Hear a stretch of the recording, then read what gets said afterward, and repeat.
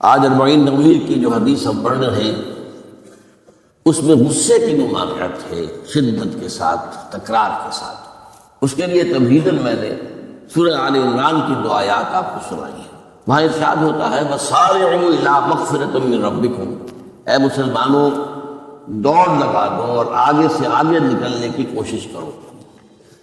مسارعت کے معنی ہوں گے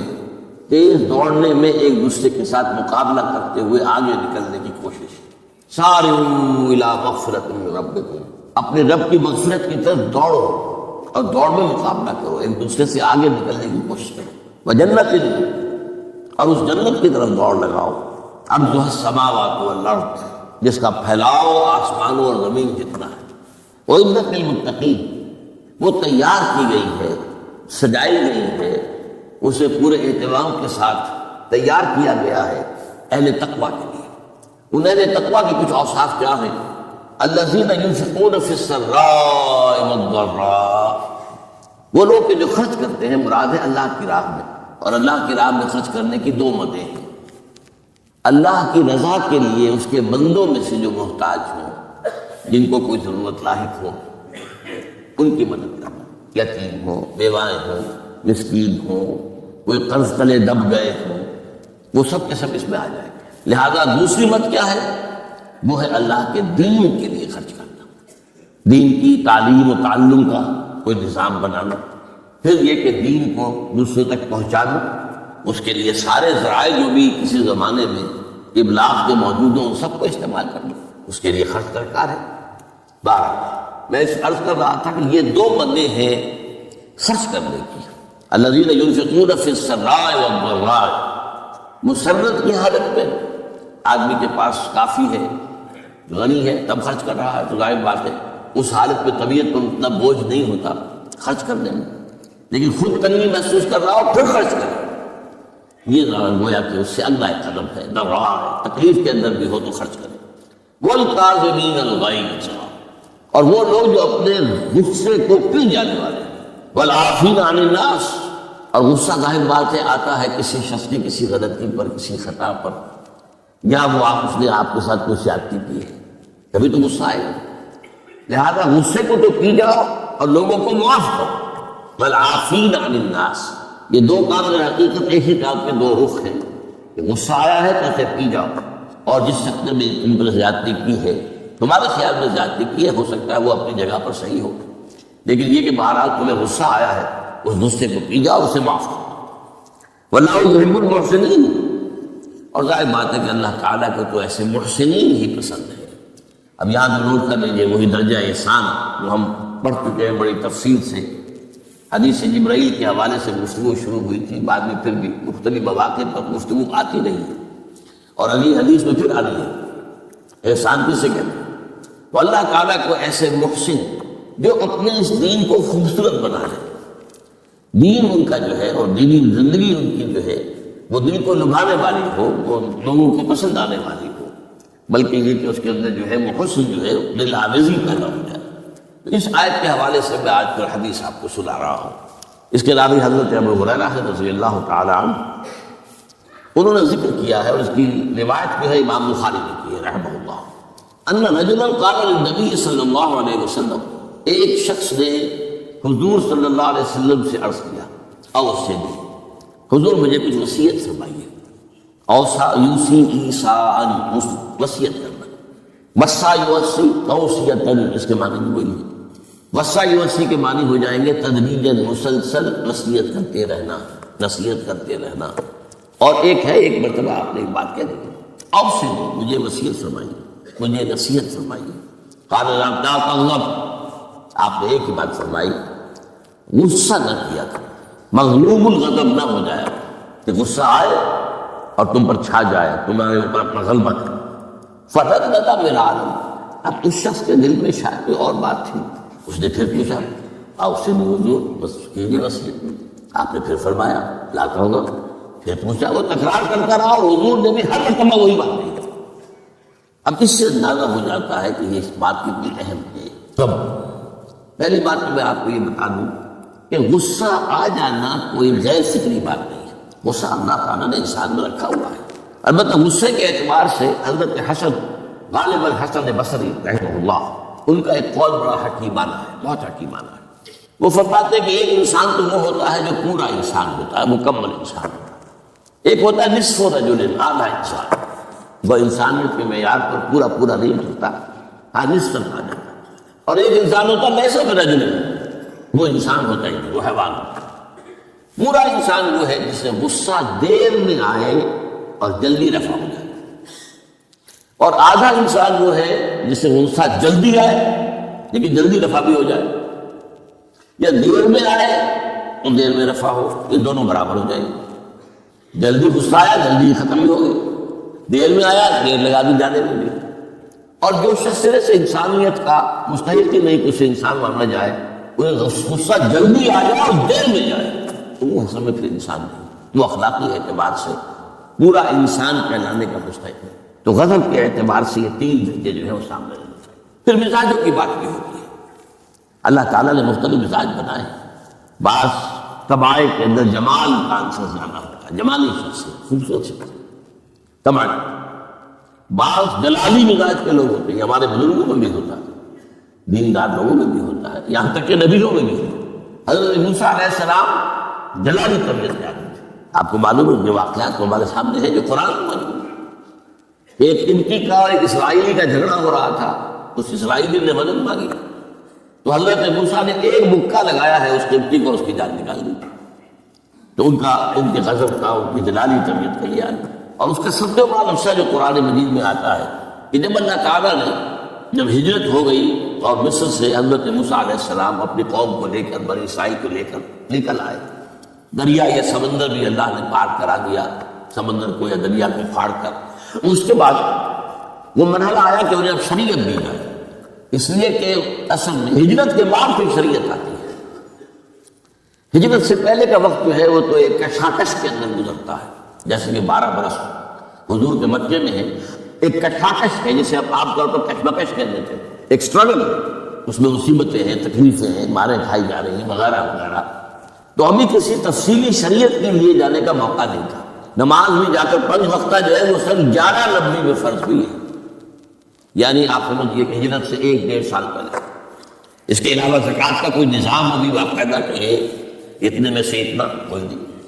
ہاں عام طور پر لفظ زکوٰۃ استعمال ہوا ہے، اپنے مال کو پاک کرو، پاک کرتے رہا کرو، مال میں سے صدقہ خیرات نکالتے رہا کرو، اس سے وہ مال پاک ہو جاتا ہے۔ تو اسی طریقے سے جو ہجرت آئی حضور پر، ہجرت کے بعد شریعت نازل ہوئی مدینہ منورہ میں، اور دورہ ترجمہ قرآن میں یہ بات واضح میں کر دیا کرتا ہوں کہ اس شریعت کا بلو پرنٹ جو ہے، یہ لفظ آپ میں سے بہت سے حضرات جانتے ہوئے، کوئی عمارت بنانی ہو تو اس کا جو نقشہ بنتا ہے پہلا وہ نیلے کاغذ پر بنتا ہے، بلو پرنٹ۔ تو بلو پرنٹ جو ہے اس شریعت محمدی علیہ صاحب الصلاۃ والسلام کا، وہ سورہ بقرہ میں تیار ہے۔ پھر اس میں جو تفاصیل کے اور پورے جو خد و خال آئے ہیں وہ پھر سورہ نساء اور سورہ مائدہ اس کی تکمیل کی شروع۔ بہرحال جب حضرت موسیٰ کو اللہ تعالیٰ نے طلب کیا 40 دن کے لیے کوہ طور پر، اس کو ہم چلہ بھی کہہ سکتے ہیں، 40 روز کی اللہ تعالیٰ نے ان سے ریاضت کروائی، مشقت، روزہ اور یہ کہ عبادت اور ذکر الہی، اس کے بعد انہیں اللہ نے تورات عطا فرمائی۔ اس میں آپ کو یاد آ جانا چاہیے حضور سے بھی قرآن مجید کے نزول سے قبل اسی طرح کا معاملہ غار حرا میں آپ کی جو خلوت گزینی ہوتی تھی، اور وہاں پر جو بھی آپ اب کیا عبادات کرتے تھے یہ ہمیں معلوم نہیں ہے، لیکن یہ ہے کہ عام طور پر جو محدثین نے کہا ہے کان صفت تعبدہ فی غار حرا، تفکر بالاعتبار، غور و فکر کرتے تھے یہ کائنات کیا ہے، کیا اس کا نظام ہے، یہ معاشرہ ہمارا کدھر جا رہا ہے، یہ خرابیاں کیوں بڑھ رہی ہیں، یہ کیوں انسان کا خون کرتا ہے، یہ کیا بات ہے، یہ کیا وجہ ہے کہ کچھ لوگ بھوکے مر رہے ہیں اور کچھ لوگ جو ہے ان کے پاس بہت دولت جمع ہو گئی، یہ غور و فکر جو ہے تو یہ آپ کا رہا ہے مارا۔ لیکن یہ کہ تخلیہ اور غار میں آپ کا قیام یہ اپنی جگہ پر ثابت ہے۔ تو اسی طریقے سے وہاں 40 دن کا معاملہ ہوا حضرت موسیٰ علیہ السلام کے ساتھ۔ اس کے بعد الواح دے دی گئی، جو پتھر کی تختیاں تھیں ان کے اوپر جو احکام عشرہ ہے، دی 10 کمانڈمنٹس، جو بنیاد ہے، جیسے میں نے کہا کہ سورہ بقرہ جو ہے شریعت محمدی کے اساس ہے، تو شریعت موسوی کے اساس وہ 10 کمانڈمنٹس ہیں جو کہ پتھر کے سلوں پر لکھی ہوئی دی گئی ہیں حضرت موسیٰ علیہ السلام کو کوہ طور پر۔ اب پیچھے کیا ہوا؟ حضرت موسیٰ کی اس غیر حاضری میں سامری کو موقع مل گیا، اس نے گمراہ کرنے کے لیے ایک شعبدہ دکھایا، اور وہ شعبدہ کیا تھا؟ آل فرعون کے جو زیور وغیرہ ہوتے تھے ان لوگوں کے، وہ ان بنی اسرائیل کے لوگوں کے پاس امانت رکھا تھا، یعنی انہیں بھی اندازہ یہ تھا کہ اسرائیلی جو ہے یہ بددیانت نہیں ہے، یہ جو ہے اس کے اندر جو ہے نہیں کریں گے کوئی خیانت، خائن نہیں۔ بہرحال چونکہ حضرت ابراہیم کی اولاد تھے، حضرت یعقوب کی اولاد تھے، تو چاہے اور ان میں خرابیاں آ گئی ہوں گی، لیکن یہ اندازہ انہیں تھا کہ یہ امین لوگ ہوتے ہیں، تو ان کے پاس امانت رکھی ہوتی۔ جب وہ نکلے وہاں سے وہ ساری چیزیں ساتھ لے کر آ گئے، اس کو کہا اس نے سامنے دیکھے یہ تھے، یہ تو نجس ہے، تمہارے لیے جائز نہیں، اس حد تک تو بات ٹھیک ہوئی۔ پھر ان کو پگھلا کر اور ایک بچڑے کی شکل بنا لی اور اس کے اندر ایسا کچھ میکینزم رکھا کہ اس میں سے ہوا گزرتی تھی، اندر سے کھوکھلا تھا، تو آواز ایسی آتی تھی جیسے کہ بچڑا ڈکرا رہا ہے۔ انہوں نے کہا یہ ہے تمہارا خدا۔ یہ موسیٰ کو جو مغالطہ لگا ہے، کس غلطی فہمی کے اندر وہ پڑ گئے ہیں، کہاں گئے ہیں، کس خدا کے پاس گئے ہیں، یہ خدا تو یہ ہے تمہارا خدا، اسے پوچھو۔ بہرحال وہاں کچھ لوگ جو ہے کافی بڑی تعداد میں لوگوں نے پرستی شروع کر دی۔ اب جب اللہ نے بتایا اے موسیٰ تمہاری قوم پیچھے فتنے میں پڑ چکی ہے، تو اب اس کی بھی ایک عجیب بات ہے، بتائی دوں آپ کو کہ حضرت موسیٰ کے لیے جو اللہ نے وقت معین کیا تھا کوہ طور پر آنے کا، آپ اس وقت مقرر سے پہلے پہنچے۔ اللہ نے ایکسپلینیشن کال کی، یہ سورہ طٰہٰ میں موجود ہے۔ ما أَجْلَكَ عَنْ قَوْمِكَ يَا موسیٰ، موسیٰ یہ تم اپنی قوم کو چھوڑ کر جلدی کیوں آ گئے؟ ابھی تو وقت معین نہیں آیا، کیوں آ گئے؟ اب حضرت موسیٰ تعجب سے کہتے ہیں کہ مجھے تو شاباش ملنی چاہیے تھی کہ تو میرا شوق دیکھ، میرا اشتیاق دیکھ، اور الٹی جو ہے ایکسپلینیشن کال کرنی پڑ رہی ہے۔ قال عجلت الیک ربی لترضیٰ، پروردگار میں تو جلدی کر کے آیا اس لیے تو راضی ہو جائے کہ تیرے طلب کرنے پر میں وقت معین سے بھی پہلے پہنچ گیا۔ فرمایا نہیں، یہ اجلت جو ہے یہ ایک ایسی خطا ہے تمہاری کہ تم نے در حقیقت جو یہ غلطی کی ہے اس کی وجہ سے سامری کو موقع مل گیا ہے کہ اس نے تمہاری قوم کو اضلهم السامری، سامری نے گمراہ کر دیا۔ یہ خبر پا کر حضرت موسیٰ علیہ السلام جب آئے ہیں واپس اپنی قوم، اس کے لیے جو الفاظ آئے ہیں یہ سورہ اعراف کے اندر ہے۔ فلما رجع موسیٰ الی قومہ غضبان اسف، یہ غضبان، یہ غضب کی ایک انتہج ہے۔ اس وزن پر عربی زبان میں جو الفاظ آتے ہیں وہ کسی شے کی شدت کو ظاہر کرتے ہیں۔ انا جوعان، میں بھوک سے مرا جا رہا ہوں، انا عطشان، میں پیاس سے مرا جا رہا ہوں۔ اسی طرح رحمان، جس میں رحم جو ہے وہ ٹھاٹھے مار کے سمندر کے مارے ہیں۔ تو اس وزن پر جو الفاظ آتے ہیں اسی وجہ سے غضبان، تو میں کہہ رہا تھا یہ ہے جلالی طبیعت حضرت موسیٰ علیہ السلام کی، کہ انہیں جب یہ اندازہ ہوا کہ میری قوم کے لوگ جو ہیں وہ اس طریقے سے گمراہ ہو گئے، مشرک ہو گئے، وہ شرک بھی جلی شرک، خفی شرک میں باقاعدہ ایک پرستش جو ہے ہو رہی ہے، ایک بچڑے کی اسے خدا مانا جا رہا ہے۔ اسفا، بہت ہی متاسف۔ ابھی دو الفاظ آ گئے، غضبان اور اسف، ایک جانب غضبناک اور دوسرے میں انتہائی افسوس اور رنج کرتے ہیں۔ چنانچہ وہاں آ کر جو الفاظ قرآن مجید میں آئے ہیں اسی جلالی طبیعت کا مظہر، وَأَلْقَى الْأَصْفَحَ اللَّهُ، وہ جو لے کر آئے تھے تخلیہ وہ تو آپ نے ڈال دیا۔ وَأَخَذَ مِنْ أَخِيهِ يَجُرُّهُ إِلَيْهِ، اپنے بھائی حضرت ہارون کا سر پکڑ کر، بلکہ داڑھی کے بعد پکڑ کر اور پیشانی کے بعد پکڑ کر سکھایا، تم نے کیا کیا؟ میں تمہیں خلیفہ بنا کے لیا تھا، تمہارے ہوتے ہوئے یہ کام ہو گیا، تم کیوں نہ میرے پیچھے آ گئے مجھے بتانے کے لیے؟ بارہ چونکہ خلیفہ بنا کر گئے تھے، انہیں رہنا تو وہاں تھا، لیکن انہوں نے کہا کہ مجھے اندیشہ یہ ہوا کہ آپ یہ کہیں گے کہ تم نے بنی اسرائیل میں تفرقہ پیدا کر دیا، اس لیے میں نے برداشت کیا، کیا کرنا، روکتا ہے، لیکن یہ کہ میں نے ان کے درمیان جو ہے کوئی بہت بڑا قدم نہیں اٹھایا۔ لیکن بہرحال اس کے بعد جو قدم اٹھایا گیا وہاں پر وہ فیصلہ کیا گیا کہ 12 قبیلوں میں سے ہر قبیلے کے جتنے لوگوں نے یہ شرک کیا ہے اسی قبیلے کے لوگ جو توحید پر قائم رہے ہیں وہ اپنے بھائیوں کو قتل کریں اور ذبح کریں۔ تو تورات کی روایت کے مطابق 70,000 یہودی قتل، اور یہیں سے قتل مرتد کی سزا اسلام میں یہ قتل ہے۔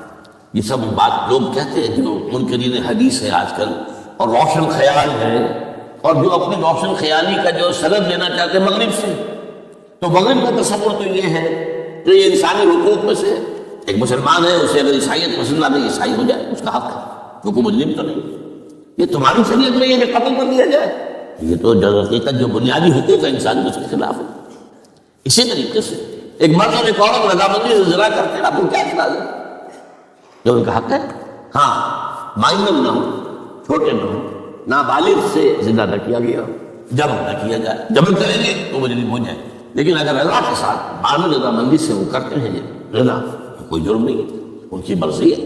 تو یہ سارا تصور جو ہے حقوق انسانی کا جس طرح کا ایک مبالغہ آمیز تصور دنیا میں ہو گیا ہے، اس کی روح سے ہمارے ہاں بھی جو لوگ ہیں جو ان کے انہیں کو ماڈل بنا رہے ہیں اب، تو وہ کہتے ہیں کہ قرآن میں کہاں ہے مرتد کی سزا، اس طرح قرآن میں کہاں ہے رجم کی سزا۔ تو یہ جان لیجیے کہ یہ دونوں سزائیں حضور نے اپنی سنت کے ذریعے سے نافذ کی ہیں، لیکن اخذ کی ہے تورات سے۔ ظاہر بات ہے کہ حضور سے پہلے جو شریعت موسوی تھی وہ لاگو تھی، یہودیوں کے لیے شریعت موسوی تھی، آج تک بھی ہے۔ عیسائیوں کے لیے بھی حضرت مسیح یہی کہہ کر گئے تھے کہ یہ نہ سمجھنا کہ شریعت موسوی کو ختم کرنے آیا ہوں، law of Moses, don't think I am come to destroy law, this law of Moses will be applicable to you. وہ تو سینٹ پال نے ختم کیا، اور آج کی عیسائیت جو ہے یہ عجیب مذہب ہے جس میں کوئی قانون ہے ہی نہیں، لیکن یہ کہ اسلام میں بہرحال انسانی حقوق کی بھی حدود ہیں، ان حدود کے اندر انسانی حقوق ہوں گے۔ ہاں اگر آپ مسلمان ہیں اور آپ کو کوئی اور پسند آ گیا، آپ مسلمان ملک کو چھوڑ دیجیے، دارالاسلام کو چھوڑ دیجیے، بات کریں گے، لیکن یہ ہے کہ دارالاسلام میں رہتے ہوئے آپ کو اختیار نہیں ہے۔ اس کی وجہ ہے کیونکہ اسلامی ریاست کی بنیاد ایک نظریے پر ہے، وہ نسل پر نہیں ہے، وہ رنگ پر نہیں ہے، وہ زبان پر نہیں ہے، نظریے پر۔ نظریے کو کمزور کر دینے والی شے یہ ہے کہ لوگ سازش کر کے ایک وقت میں ایمان ڈالیں اور پھر مرتد ہو جائیں تاکہ اسلام کی ہوا اکھڑ جائے۔ اور اس کا معاملہ سورہ آل عمران کے اندر موجود ہے کہ وقال طائفۃ من اہل الکتاب آمنوا بالذی انزل علی الذین آمنوا وجہ النہار واکفروا آخرہ لعلہم یرجعون۔ دیکھو بھائی یہ جو بڑی دھاک بیٹھ گئی ہے اسلام کی اور ایمان کی، تو اسے ایمان لے آتا ہے چاہے اسے انگاروں پر ڈال دیا جائے وہ ایمان کو نہیں چھوڑتا۔ یہ ایک ساکھ ہو گئی، ایک گڈ ول ہے ایمان کی، ایک ساکھ، جو چاہو کر لو اس کو قتل کر دیا۔ ابو جہل نے حضرت سمیہ اور حضرت یاسر رضی اللہ تعالیٰ عنہما دونوں کو قتل کر دیا، انہوں نے کلمہ کفر زبان سے نکالنا پسند نہیں کیا، حالانکہ اجازت ہے جان بچانے کے لیے، ایمان دل میں قائم رہے، زبان سے کلمہ کفر کہہ دیا جائے، صرف جان بچانے کے لیے جائز ہے، اجازت ہے۔ چنانچہ حضرت سمیہ اور حضرت یاسر کے بیٹے عمار نے جان بچانے کے لیے کلمہ کفر کہا، اور پھر ان پر شدید پشیمانی طاری ہوئی، لیکن حضور نے انہیں اطمینان دلایا کہ نہیں، اس کی بھی اجازت ہے۔ باقی جو مقام تمہارے والدین نے حاصل کیا وہ تو بہت مقام ہے، لیکن وہ عزیمت اپنی جگہ، یہ رخصت بھی اپنی جگہ، دین کا ایک حصہ ہے۔ بہرحال سازش کیا کی، آمنوا بالذی انزل علی الذین آمنوا وجہ النہار، ایسے کرو کہ صبح کے وقت تو ایمان لے آؤ، اے لوگوں، اے مسلمانوں، جو کتاب تم پر نازل ہوئی ہم بھی ایمان لاتے ہیں، ہم بھی مومن ہوں۔ دن بھر رہو، اب اس میں یہ اضافے میں رہے، ذرا حضور کے قریب رہو، صحبت قریب سے، تاکہ لوگ دیکھ لیں یہ دن بھر حضور کی صحبت میں رہے ہیں، قریب رہے ہیں، شام کو کافر ہو جاؤ، مرتد ہو جاؤ، یہ دیکھ لیا ہم نے، یہ تو دور کے ڈھول سہانے ہیں، ہم نے اندر جا کر دیکھ لیا، کوئی بات ہے نہیں، کوئی خاص بات نہیں۔ اس سے کیا ہوگا، لعلہم یرجعون، کچھ نہ کچھ لوگ ضرور جو ہیں وہ متزلزل ہو جائیں گے۔ آخر سب لوگ تو برابر کے نہیں ہوتے، نہ ہر زوج منست و نہ ہر مرد مرد، کمزور ایمان والے لوگ تو تھے نا آخر، اور ان سے بھی نیچے منافقین بھی موجود تھے، لیکن کمزور ایمان والوں کے دل کے اندر بھی خدشہ پیدا ہوا ہوگا، وسوسہ اندازی کا شیطان کو موقع مل گیا کہ بھائی کو بات دیکھی ہوگی نا، انہوں نے بڑے بھلے لوگ تھے، بڑے اچھے لوگ تھے، بڑی نیکیتی سے ایمان لائے تھے، اور حضور کی مصوبت میں اور محفل کے اندر بڑے مؤدب ہو کر بیٹھے رہے تھے، بڑی توجہ سے انہوں نے حضور کا کلام سنا تھا، تو آخر کوئی بات تو ہوگی نا جو دیکھی ہے انہوں نے، تبھی تو وہ جو ہے وہ اسلام کو چھوڑ کر چلے گئے۔ اس فتنے کا سد باب کرنے کے لیے قانون بنا ہے، جو اسلام لائے دیکھ بھال کر لائے، اس لیے کہ ظاہر بات ہے کہ یہ تو اب ایک وادی اس کے اندر قدم رکھنا ہے جس میں مشکلات بھی آئیں گی، تکالیف بھی آئیں گی، لیکن یہ کہ بات اس سے رجوع کرنے کا پھر حق نہیں ہوگا۔ اسلام اگر چھوڑو گے تو قتل کیے جاؤ، یہ کنڈم کرنا اس کو شریعت اسلامی کے خلاف بغاوت قرآن میں نہیں ہے، لیکن ازروع قرآن تورات پر بھی لفظ قرآن کا اطلاق ہوتا ہے۔ چنانچہ مکے کے کفار و مشرکین کا قول نقل ہوا ہے، قالوا لن نؤمن بهذا القرآن والذی بین یدیہ، انہوں نے کہا نہ تو ہم اس قرآن پر ایمان لائیں گے جو محمد پیش کر رہے ہیں اور نہ اس قرآن پر جو ان سے پہلے ہے۔ تو تورات کو بھی ایک معنی میں قرآن کا لفظ جو ہے اس کا اطلاق ہوتا۔ تو حضور صلی اللہ علیہ وسلم نے یہ دو سزائیں جو ہیں قتل مرتد اور رجم کی سزا بھی ظاہر بات ہے قرآن میں نہیں ہے، مانتے قرآن میں نہیں، لیکن شریعت جو ہے وہ صرف قرآن پر مبنی نہیں ہے۔ بس یہ بات ایک اصول موٹی، شریعت کی دو بنیادیں مستحکم ہیں، مستقل ہیں، مستقل بذات ہیں، انڈیپینڈنٹ آف ایچ ادر، کتاب اللہ و سنت رسول صلی اللہ علیہ وسلم، اللہ کی کتاب اور اللہ کے رسول کی سنت، صرف قرآن نہیں۔ یہ اہل قرآن جو بھی کہلاتے ہوں، جن کو منکرین حدیث کہنا چاہیے، جو یہ قرآن مجید کو ہی سمجھتے ہیں کہ بس یہی بہت کافی ہے، اس کی پھر تعبیریں جو کرتے ہیں، ان میں سے دو آدمی بھی نماز پر متفق نہیں۔ نماز کتنی ہوں گی، نماز ہے بھی کہ نہیں، صلاۃ کے معنی نماز ہے بھی کہ نہیں متفق نہیں، کیسے ہوں گے؟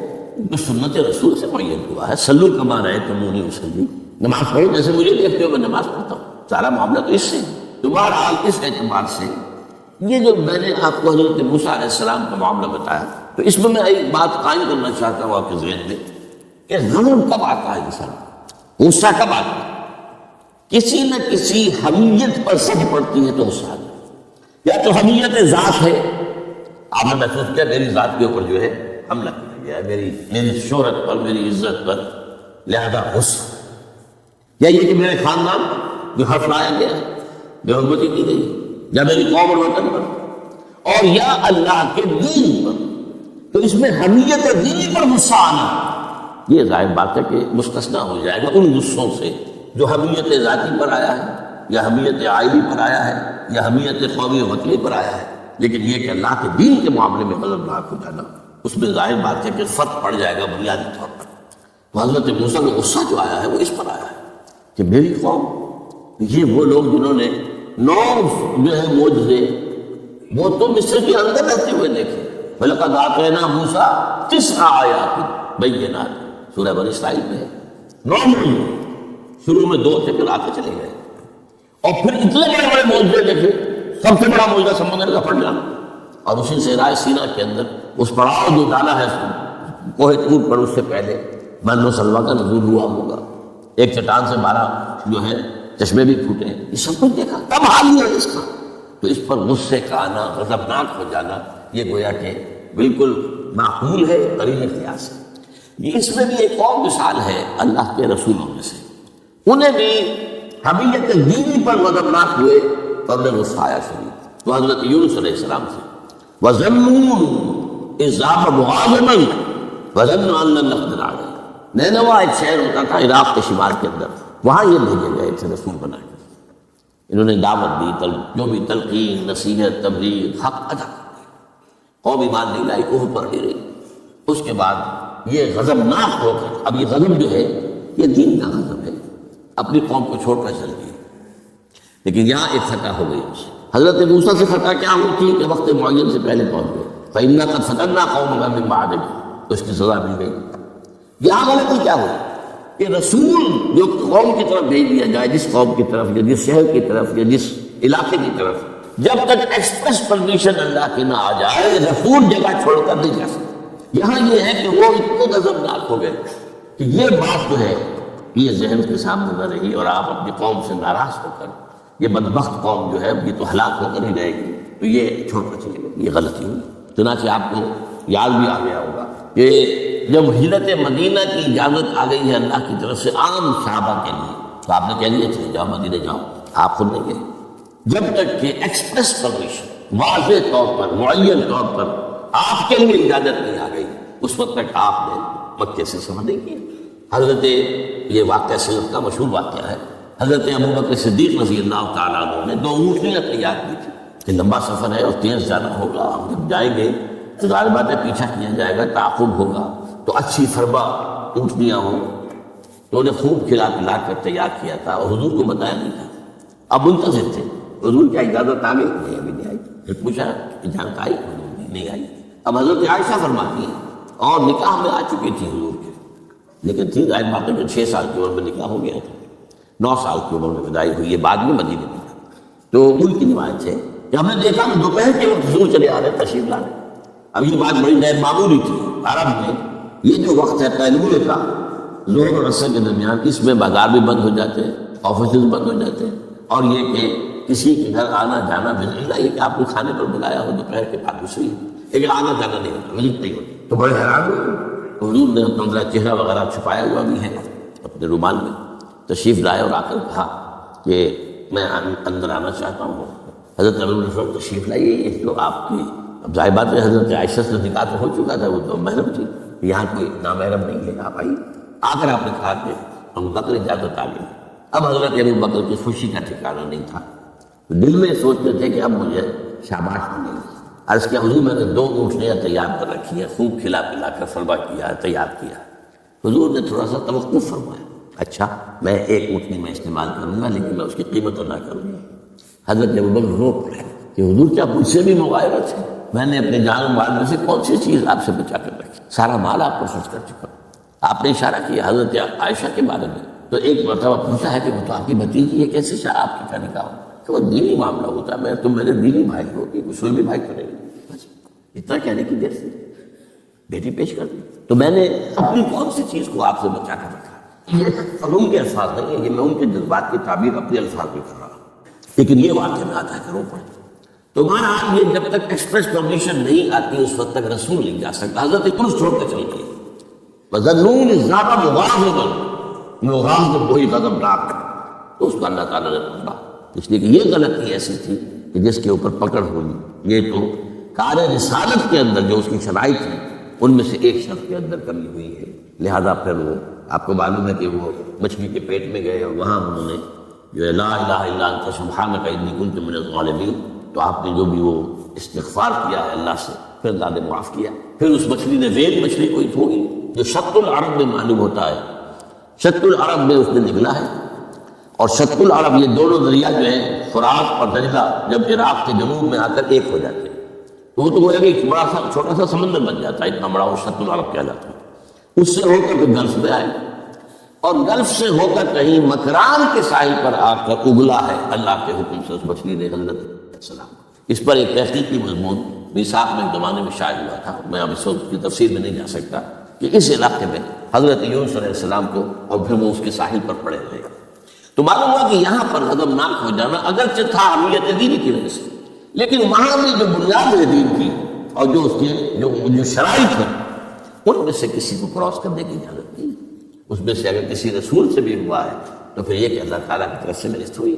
اور یہاں یہ نوٹ کرا دوں میں آپ کو، ہم جو مبالغے آمیزی کیا کرتے ہیں نعتوں کے اندر، اور آج کل انتہا ہوئی ہوئی ہے ٹی وی کے اوپر، بعض چینلز کے اوپر نعتیں ہی نعتیں نعتیں نعتیں نعتیں نعتیں، تو ان کے اندر جو مبالغے ہوتے ہیں، حضور نے فرمایا ہے مجھے یونس ابن متیٰ پر یہ فضیلت مت دو۔ اب یونس ابن متیٰ وہ ہے واحد رسول جن سے کچھ خطا ہوئی ہے اور جس پر سزا ہوئی ہے، باقی اور رسولوں میں سے کسی کے ساتھ ایسی بات نہیں۔ خطا ہوئی ہے حضرت موسیٰ سے بھی، ما عجلک عن قومک یا موسیٰ، لیکن خطا جو ہے اس کی کچھ سزا حضرت موسیٰ کو نہیں ملی۔ واحد رسول ہے حضرت یونس علیہ السلام، بلا قوم یونس، اور اس کا جو فائدہ پہنچا ہے، یہ جو آج کی جدید اکاؤنٹنگ ہے، debit and credit, Hare debit کے اگینسٹ کوئی انٹری برابر کی جو ہے کریڈٹ کی ہوگی، ہر کریڈٹ کے اگینسٹ ڈیبٹ کی ہوگی۔ یہ جو ڈیبٹ ہوا حضرت یونس کے خلاف، یہ کریڈٹ بن گیا قوم کے خلاف، قوم کے حق میں، کہ عذاب کے آثار شروع ہو گئے، جس کے بعد کے کسی قوم کے لیے دروازہ بند ہو جاتا ہے توبہ کا، جیسا کسی فرد کے لیے جب موت کے آثار شروع ہو گئے اب توبہ کا دروازہ بند ہے، تو جب وہ عذاب کے آثار شروع ہو گئے وہ قوم کو یاد آ گیا کہ یہ بات وہی ہو گئی جو یونس کہا کرتا تھا علیہ السلام۔ گھر سے نکلے آئے، پوری قوم باہر آ گئی اور چیخ چیخ کر رو رو کر گڑ گڑا کر اللہ سے معافیاں مانگی، دعائیں کی، تو اللہ نے ان پر سے عذاب ڈال دیا۔ تو سورہ یونس میں اس کو بیان کیا گیا ہے کہ عذاب الہی کے جب شروع ہو جائے آثار پھر وہ ٹل نہیں سکتا الا قوم یونس۔ یہ صرف ایک ہی مرتبہ ہوا ہے، استثناء ہے واحد، حضرت یونس علیہ السلام کی قوم۔ اب آخری نقطہ میں آپ کو بتا رہا ہوں، اس حدیث میں ایک بات بڑی اہم ہے، یہ جو آپ نے فرمایا لا تغضب لا تغضب لا تغضب لا تغضب، ایک محسوس ایسا ہوتا ہے کہ یہ در حقیقت ہے شخصی تشخیص اور علاج۔ جو روحانی معالج ہوتے ہیں، ظاہر بات ہے کہ رسول یزکی ہے، روحانی معالج سے تزکیہ کرتے ہیں۔ اسی طرح ہمارے ہاں صوفیہ جو ہے جنہوں نے اپنا تزکیہ کرایا ہوتا ہے کسی بزرگ سے، وہ پھر دوسروں کا تزکیہ کرتے ہیں، ایک سلسلہ ہے جو چل رہا ہے۔ تو اس میں یہ ہے کہ اس تزکیے کے اندر پی کال مطلب یہ نہیں کہ ایک ہی بات سب کو بتائی جا رہی ہے، ایسے بھی اذکار اور عاد ہیں جو حضور نے سب کو بتائی۔ ہر نماز کے بعد بعض اذکار ہیں، اللہم اعنا علی ذکرک و شکرک و حسن عبادتک، ایک وہ ہے اللہ تعالیٰ کی حضور کی طرف سے کہ یہ آپ پڑھا کرتے تھے، یہ سب کے لیے۔ لیکن ایک ہے پرسنل، اس لیے کہ اس روحانی معالج کا کے اندر یہ صلاحیت ہونی چاہیے کہ وہ اشخاص کے اندر جو ذاتی، اب کسی کے اندر کوئی مرض ہے، کسی میں کوئی مرض ہے، کسی کے اندر دولت کی محبت زیادہ ہے، کسی کے اندر غصہ جو ہے وہ بہت تیز ہے، کسی کے اوپر شہوت کا غلبہ بہت زیادہ ہے، تو وہ جو کال ہے وہ ہوگی پرسنل کال۔ یہ گویا کہ ایک پرسنل پرسکرپشن ہے اس شخص کے لیے کہ معلوم ہوتا ہے کہ اس کے اندر یہ غضب کا اور غصے کا معاملہ جو ہے وہ ضرورت سے زائد تھا، لہٰذا اسے حضور نے تکرار کے ساتھ اسی کا مشورہ دیا، اسی کی وصیت فرمائی۔ سبحانک اللہم و بحمدک لا الہ الا انت سبحانک انی کنت من الظالمین۔